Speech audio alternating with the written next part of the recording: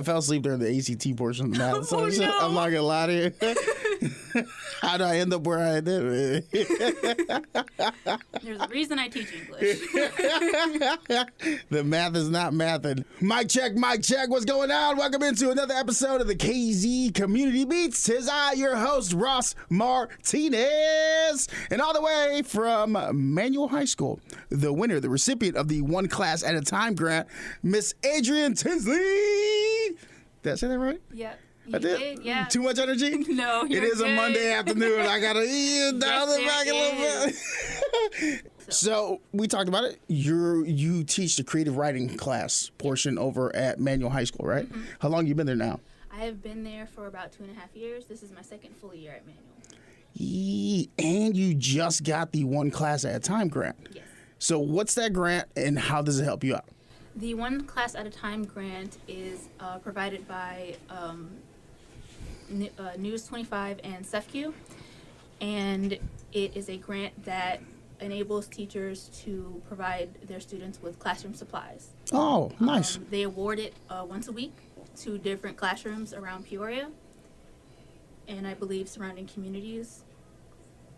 And it's a wonderful thing because, you know, teachers often have to go into their own pocket to buy classroom supplies.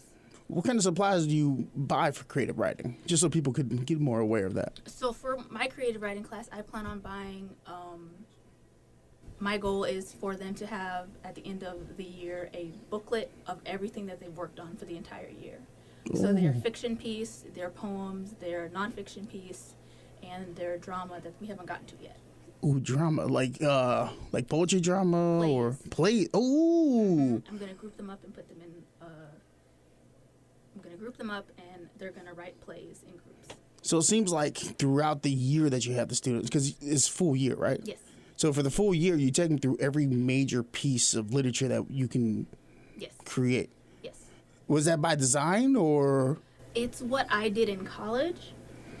We did each genre in college, and so right now they're doing a nonfiction piece. I'm having them write about themselves, and then next semester they'll continue writing about themselves in their nonfiction because it kind of blended into from one semester into the next. And then our last quarter 4, they'll be doing drama. What piece of literature spoke to you the most as you were getting your passions to be like, oh, this is something I want to teach? For creative writing, I think it wasn't one particular piece of literature that spoke to me. It was just the process of creating. The process of creating. And what speaks to you on that level? Like just the process of it all. I like that I'm able to get my ideas down on paper, and even if it's not like a book someone's going to read and fall into another world, that they can still read it and be like, I relate to this. Or, oh, that was really good. You put this down on paper. I like it. Or even if they don't like it, it's still my truth, my words. Yeah. Did you ever do that $100 over the summer for a free pan pizza? Oh, yes. Yes. All the time. How many years? How many years did you get that pizza? It was at least 3-4 years in a row. 3 in a row? Yes. I was a avid reader. I still am an avid reader. So what are you reading now? Now I read a lot of comics and manga on my phone. Oh, nice. So what's the anime that you got right now?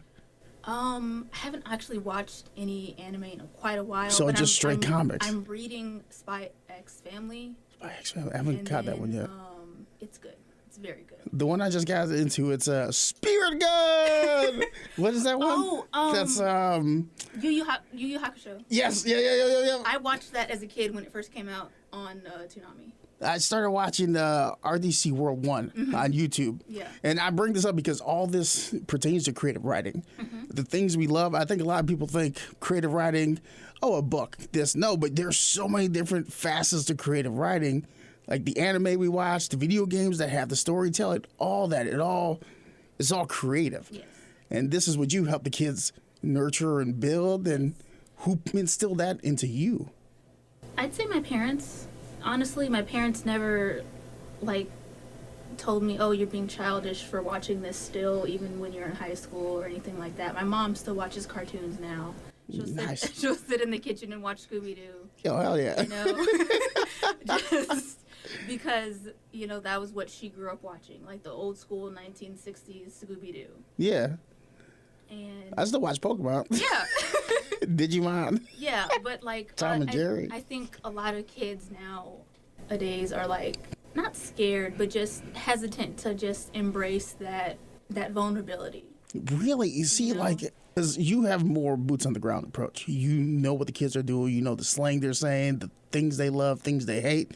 For the outsider looking in, like myself, I felt like it was more accepting nowadays. Because I know the stuff I had to go through. Like when I had FUBU on back in the day, I swear I got clowned out. Yeah, I think that's also because more of the anime and things like that are there's more fighting anime, and so a lot of the boys are just like, oh, they're fighting. Yeah. Let's watch that. Yeah. You know? Demon Slayer, I know that's big. Demon Slayer.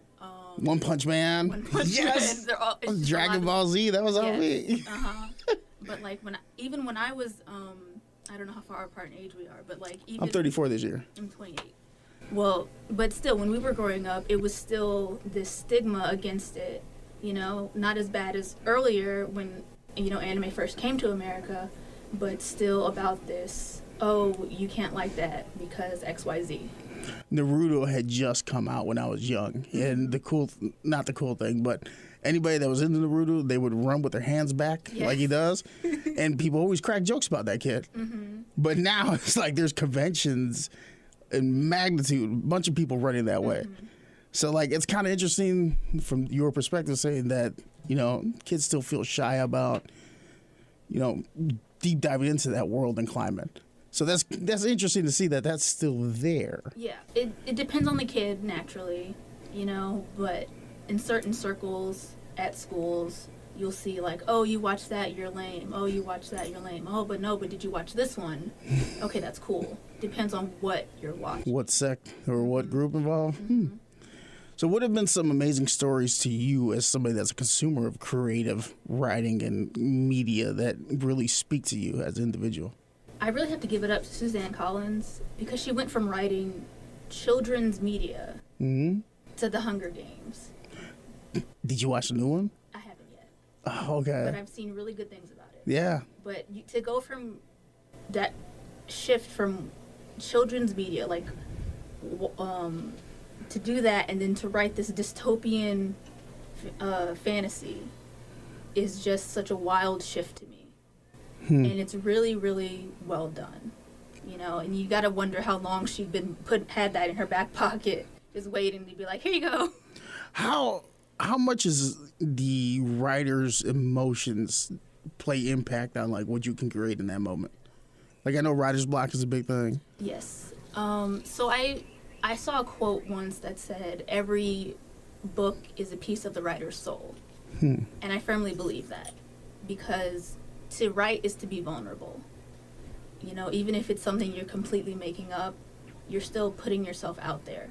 And it takes a lot to be able to do that. So for kids to be able to say, I wrote this, here, I want you to read it, takes a lot of courage. Yeah. I remember the first time I wrote a poem, it was horrible. I think I rhymed moon and moon. Don't laugh at me. I'm being emotional right now. No. How do you get your students to let that barrier down of like, I know I'm not good at this. I'm definitely going to fail this. So I have apprehension. Like, how do you as a teacher kind of make it easier on them to express who they are on paper? I mean, I tell them where I started at. I tell them I didn't start out knowing everything, and I tell them I still don't know everything because I'm not a professional. You know, there are professors who could school me. You know, 'cause that is their job, to school me. You know, and I'm open and honest with them about everything. You know, it takes them knowing me more personally for them to open up. I had a student during our poetry unit, because I told them poetry does not have to rhyme, because it doesn't. Well, I should have known that. But she came to me and she handed me her phone and she said, I wrote poetry. And she had written 3 different poems on her own, and they were beautiful.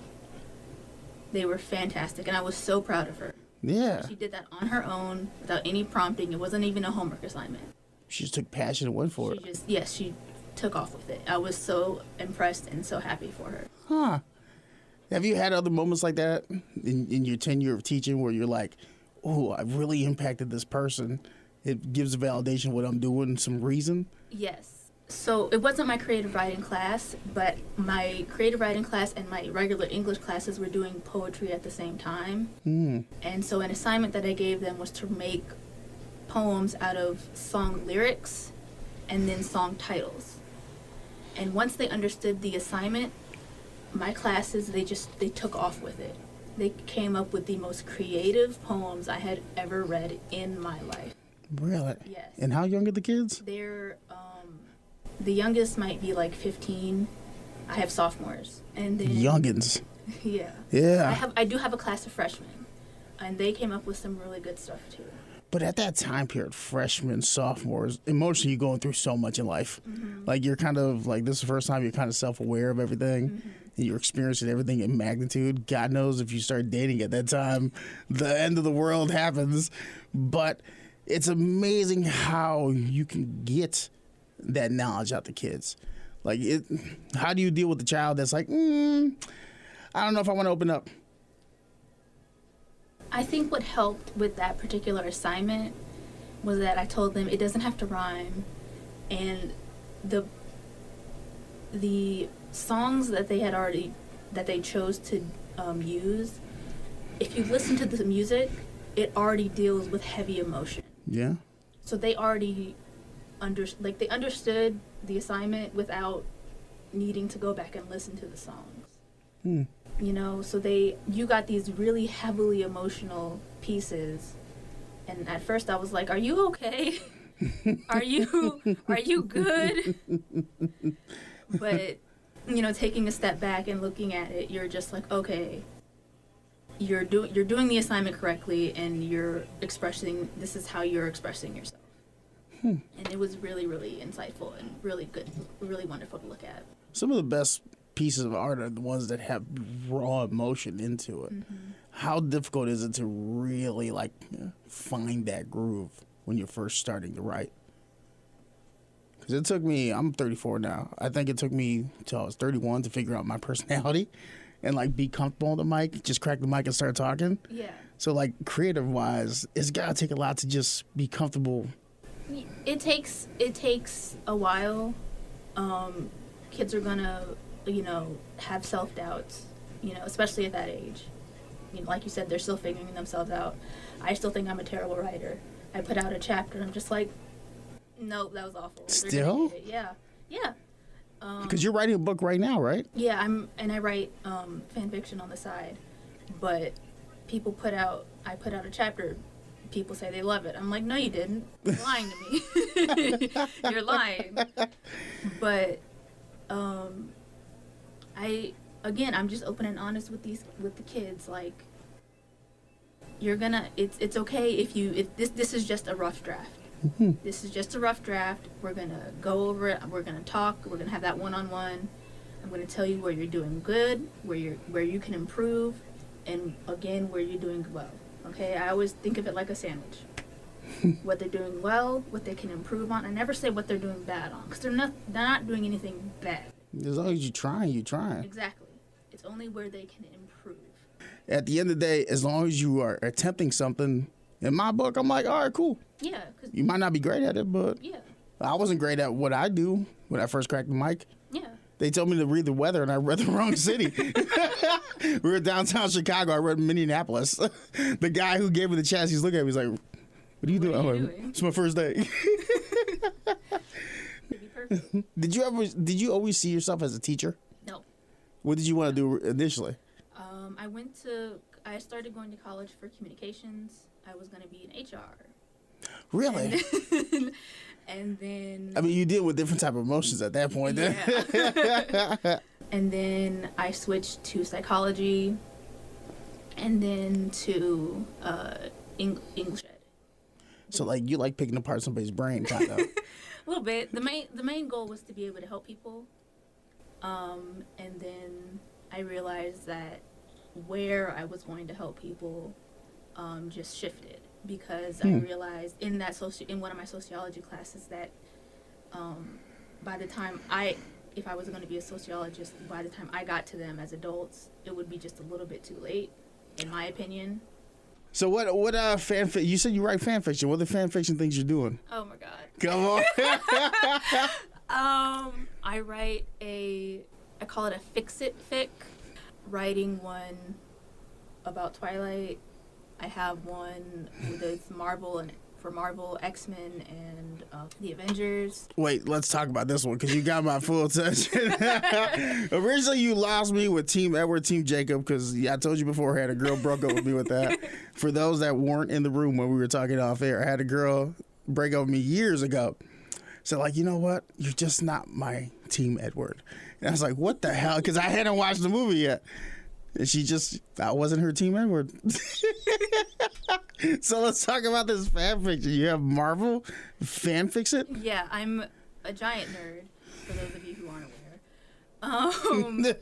And it's just, I make up my own characters. It's something I do in my pastime. Even if I don't, like, make a story with these characters, I just create characters. Add them into the universe to fix, like, plot holes? Yes, honestly. So what's the one that you just fixed? Well, that was for the Twilight one. Okay. But the Marvel one is more like me adding a plot point to make it how I like it. Because so what's the biggest plot point here? Because I got one. So what's your biggest, like, gap in the plot hole? You're like, yo. Well, this one is I'm joining the X-Men and the Avengers together, and so they're, like, fighting alongside each other. Oh, Battle World. Yeah, and but you need the Fantastic Four too. Black Panther's still there. Oh, yeah. Well, the original plans, rest his soul, before he passed, was there's gonna be Black Panther, Ms. Marvel, and Spider-Man were gonna be the top three. Mm-hmm. But everything that happened and how it happened. Yeah. Did you watch the new Marvels movie? Not yet. I'm behind on my movies. Oh, where are you at in the timeline? I'm caught up until I saw Guardians of the Galaxy 3, and then I haven't seen. You haven't seen Loki yet? Mm-mm. I was waiting for the second season to come out because right when I was about to watch it, they announced the second season. Yo, the nerd in you is gonna love that second season. Oh, the writing behind it. I've seen spoilers. Oh, you already seen some? I've seen spoilers. No. I'm still gonna watch it. Spoilers don't bother me.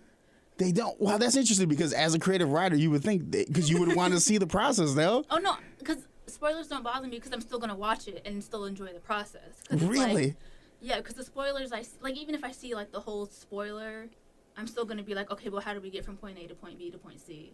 So you're still gonna want to see the narrative of how they chose to get there. Yo, because I'm different. If I already know how it's gonna finish, I'm like, well then. All the false finishes, I like to call them, because I'm a wrestling fan. So like, oh, Tony Stark doesn't die here because I know he's over here at this point in time. You know what I mean? Yeah. It's just, so that's interesting. I've never met somebody that can fully watch a spoiler and still enjoy the process of it. Yeah. Like Endgame, did that get spoiled for you at all? Yeah. And you still watched it? Yeah. Because I tell you, in that, no, Adrienne, no, we're gonna talk on this one because I remember being in the theater when. Cap, on your right. And I lost it. I was like, whoa. So that moment got spoiled for you? Not that moment exactly, but like the part where Black Panther and everyone else comes out. Yeah, that moment. Yeah. That part, not the calm part. So you didn't know that was going to happen in that moment. Yeah. So it different parts get spoiled. It depends. I curate my social media. Just all that. So like certain parts do get spoiled. Like I can't help that. Yeah, the algorithm. Yeah. Because everything about the 3 Spider-Man that got spoiled for me hardcore, and I got so mad about that. I'm still gonna watch it.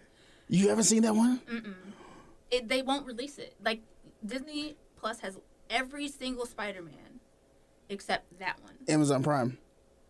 Thank you. Yeah. No, for real, like Amazon Prime got a bunch of stuff on it. I watch it there all the time. So my biggest plot hole that kind of rubbed me the wrong way is what? Now, how do I say it? Okay, so when Cap went back and gave all the stones back, right? Mm-hmm. Doesn't that create divergent timelines in itself? Because in the moment when you take away the stone, that reality keeps going. Yeah. But now you're going back and dropping the stone back in, but that reality is already gone. Yeah. So, you know what I mean? Yeah, no, I get it. Like, I remember watching, like, that's cool, but... You can't rewrite what you've already done. Yeah, because they say it in... now you got me in my nerdy bag right now. Because I remember when, what was it? It was... what's his name? Rhodey was there, Ant-Man was there, Bruce Banner was there, and they're all talking about time and how it works. So like, well, hot top time machine, this is how that works. No, once something happens in reality, it keeps existing. Mm-hmm. But then again, we don't know. We're not scientists. Not that type of scientist. But just that I love the teaching process. And so just that, like that little spark in their eye. Yeah. When they finally get it, whatever topic it is, they finally get it. And they're like, oh, that's how you do that. How's that moment for you? That's reward enough for me, honestly. Is it like, how do you feel once you see it? Because I think after so many years now, you've been able to see somebody working innerly. Yeah. And then you see them, oh, wait. Ms. Tinsley, I got it. Yeah, you do. You really do. And it's, like I said, it's sometimes it's entertaining because because they'll show every on their face. Yeah. But other times it's really, they're just stone faced, and then they'll write it down really fast. And then they'll be like, they'll raise their hand and be like, Ms. Tinsley, I think I got it. Or Ms. Tinsley, I have it. You know? Because they're like so sure. Like I had a student today who he was confused about an assignment I gave him. He asked for help. I helped him. And then he was like, okay. He wrote something down, and then he called me back over. Well, he didn't call me back over. I went back over because I'm nosy.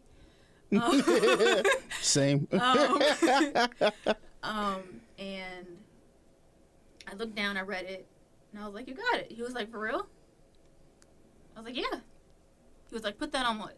And I just looked at him and I nodded because my family members are still alive, thank you. I'm not going to put that on. Yeah. I put on my great grandson. Right. Never better, but I heard she was good people. Right. And he was like, let's go. Yeah. So.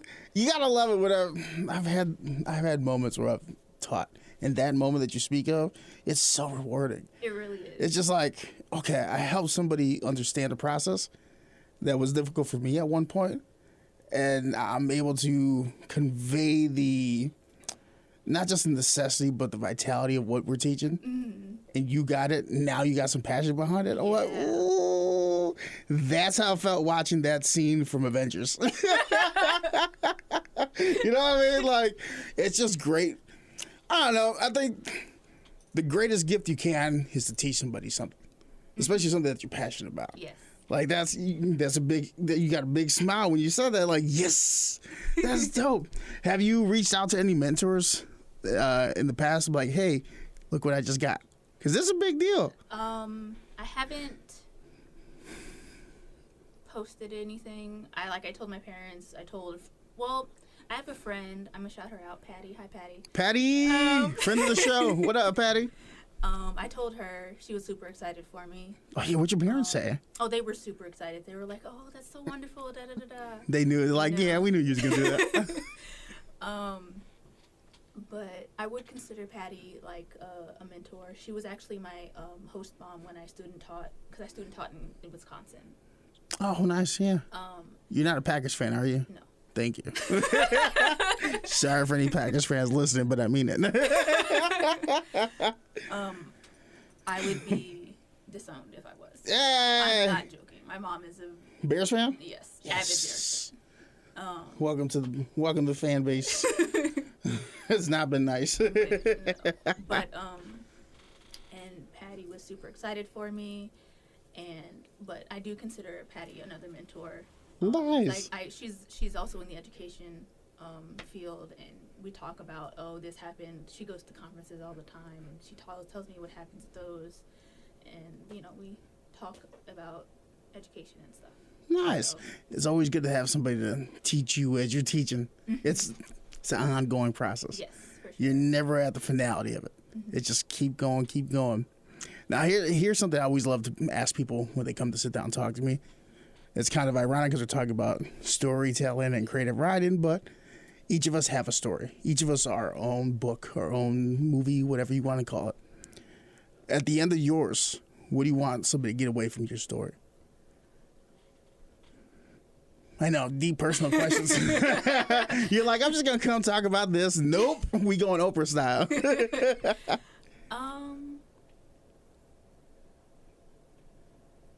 I'd have to say that it's okay to go at your own pace. Oh. Because I didn't graduate, quote unquote, when I was supposed to graduate. Same. College, and that's okay, right? I got some great experiences out of not doing that. I met some wonderful people out of not doing that. If I had graduated when I was supposed to graduate, I wouldn't have the friendships that I do have now. I probably wouldn't be at Manual if I had graduated when I was supposed to graduate. Yeah, that's a great point. That's a great point, because like you always hear, like, if you go back in time and change one thing, would you? I'd always say no. But that's true. You change one small thing. I may not have the best friend I have right now. I may not have the people in my life that I do. I may not have the opportunities I have. Mm-hmm. Your story is your story. Good or bad, it's your story. Yeah. I like that. All right. If anybody wants to read your fan fiction, where can they go? God, no. Subreddit Marvel Girl Cares. Is that what it is? No. We're going to find it. I was like, right Oh up. my God. I'm going to go on these Reddit sub posts today and be like, oh. It's on Archive of Your Own. That's all I'm giving you. There's some nerdy person that knows how to find that. Someone's going to find it, but I'm not going to be the one to tell you. That has been another episode of the KZ Community Beats. If you don't go back and listen, I'll send you to the principal's office. Or what's worse than that? In-school suspension? Yeah. Expulsion. No. We want you to pay, but not pay severely. In-school suspension. All right, go back, listen. Thank you so much. It's been another episode of the KZ Community Beats. I'm Ross Martinez. And in the hot seat this week, all the way from Manual High School, winner and recipient of the One Class at a Time grant, Ms Adrienne Tinsley. Go check her out. She's got fan fiction everywhere.